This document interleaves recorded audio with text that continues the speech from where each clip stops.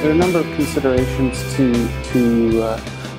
look at as far as your risk and whether a fungicide application would be required.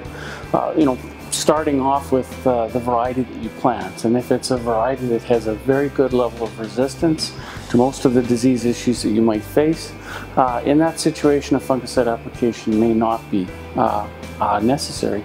If in many cases the variety you want to grow doesn't have a good package, or maybe is great for some diseases and not others, in that situation you would probably want to consider spraying. The aspect of cereal leaf diseases that is unique is that you can follow that disease in the field, and in that case you can be out looking at what your weed spectrum is, scouting for weeds, but at the same time noting the presence of plant diseases, what's there, their level, and using that as an indication of risk. The other aspect that you want to look at is weather, and a quick rule of thumb that I often use is if you're out in the field and you go into that field at 8 or 9 in the morning, if the soil surface is dry, the crop canopy is dry, likely the environment is not favorable. But if you visit that same field 2 or 3 in the afternoon and the soil surface is wet, your boots are muddy, your pants are wet up past the knee,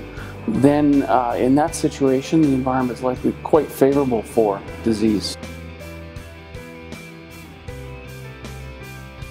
The tools that we have are limited in their ability to really give high levels of control of FHB. Certainly a foundation that we need to look at is moving from this sort of wheat, canola, wheat rotation to one where we're leaving at least 2 years between our wheat crop. That will help to facilitate decomposition of infested residue, and that will lower the amount of inoculum that the crop faces as it's coming into head emergence. Kind of related to crop rotation is field location. So if you've had a really bad problem with Fusarium head blight, Fusarium graminearum, you might want to be cautious in terms of planting a susceptible crop immediately adjacent to that field, because there will be inoculum coming off that field, and certainly it can move across a gravel road and into an adjacent field. Fungicides can play an important role as far as FHP management.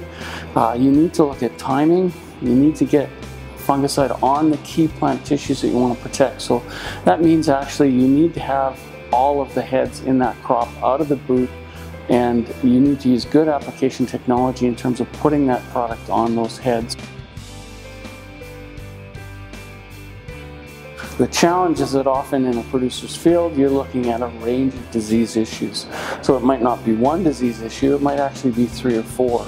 And maybe they're affecting different parts of the plant, so you need to keep that in mind. If it's a variety that is very susceptible, that's a situation where you want to be very proactive and scout that field, evaluate what's developing, maybe listen to your agronomists and so on, and look at what's developing, and then make the decision to spray at the key growth stages or based on when you start to see the disease within that field.